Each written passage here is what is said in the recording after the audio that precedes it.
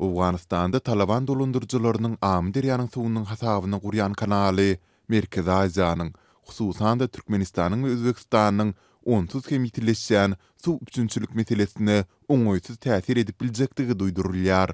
2020-nji ýylyň 31-nji martynda Talibanyň wekilleri Merkezi Aziýa bilen terhetdeş Balх welaýatyndan ugruna alyp gaýdýan Koçtepe kanalynyň gurulşygyna girişendiklerini ma'lum etdiler. Kanal Türkmenistan bilen terhetleşýän Jowuzjan we Faryab welaýatlarynyň üstünden hem geçýär. Taslama görä, onuň uzynlygy 285 kilometr, giňligi 100 metr we çuňlugy 8 metr bolmaly. Su ýylaçeline kanalyň 100 kilometr guly bölegi gurulup, galan bölegini hem 5 ýylyň içinde tamamlamak gözüňde tutulýar. Kanalyň suw geçirjilik möçberiniň sekundda 650 metr kuba deň boljakdygyna garaşylýar. Şol bir wagtda kanal ulanışa berilenden soň Amderiýanyň suwunyň üstün bir böleginiň Awganistanyň demirazyk sebitlerine aktaryljakdygy. Munyň netijesinde de Merkezi Aziýa döwletleriniň esasan hem Türkmenistanyň we Özbekistanyň suw ýetmezçilik meseleleriniň hasam ýitileşjekdigi duýdurulýar. Sebäbi häzir Amderiýanyň suwy 1987-nji ýylda kefitlenen Daşkent ylalasygyna laýyklykda Merkezi Aziýanyň 5 döwletine aktarylýar. Indi derýanyň suwuny Awganistan hem özüniň ikramçylyk maksatlary üçin alyp başlar.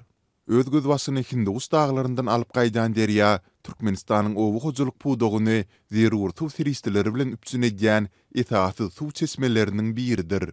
Azatlyk soňky ýyllarda ýurtda esasan hem Livat welaýatynda Amderiýanyň suwunyň çekilip başlandygy, munyň hem ikramçylygy galy berse-de adamlaryň suw üçinçilik meselesine yaramaz täsir edýändigi barada ýygyderli habar berip gelýär. Azatlyň ýurdun gündogur sebitinde habarçysy däli derýa hem atlandyrylýan Amderiýanyň suwunyň ozollar bulanyp akan bolsa, indi onuň pesaýlap, ýuwaş akýandygyny aýdýar. Amderiýanyň suwy indi käbir sebitleriň şol sanda çärjew etrawynyň ekin meýdanlaryna uly kynçylyk bilen ýetýär. Şol sebäpli eýýäm ýaplaryň akawalaryna şol sanda Berdengi kanalyna hem ýörite nasoslary ýerleşdirip başladylar. Ýogsa mundan 5 ýyl ozal derýanyň suwy bökdönçsiz akýardy, diýip habarçymyz belledi.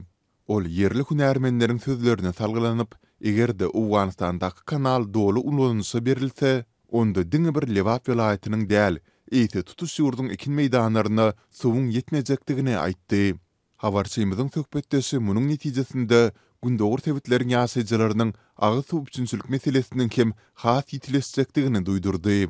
Ol häkimetleriň ýurtda suw üçinçiliginiň ýagdaýyny gowulandyrmak we suw seristelerinden tygsitli peýdalanmak babatda anyk çäreleri durmuşa geçirip bilmeýändigini hem sözüne goşdy. BMG-niň azyk we owu hojuluk boýunça idarasy 2021-nji ýylda çap eden hasabatynda Türkmenistanyň suw resurslaryna agram düşýändigini duýdurdy. Talibanyň gurýan kanalynyň ýetirip biljek mümkin negativ netijeleri barada Özbekistanda eýýäm isli wagtdan bäri açyk gurrun edilýän bolsa, Türkmen häkimetleri ýurda uly täsir ýetirmegi mümkin bu meseleni gozgamaýarlar. Şu ýylyň 20-nji martynda Özbekistanyň Daşary işleri ministrliginde geçirilen duşlukda Taliban wekilleri Koçtepe kanalyny Özbekistan bilen özara düşünmek esasında gurmaga taýýardygyny ma'lum etdiler. Şol bir wagtda Daşkent bu kanalyň gurulşynyň suwy ulanmak baradaky halkara kadalaryna laýyklykda alınıp barylmalydygyny nyktady. Mundan başga-da Özbek tarapy kanalyň gurulşygynda proýektiň netijelerligini ýokurlandyrmak maksady bilen Awganistanyň teknik düzümleri bilen bilelikde işlemäge taýýardygyny hem ma'lum etdi. Hünärmenler we synçylar Merkezi Aziýa sebitiniň suw problemasyna öňden bäri alada beýan edip gelýärler.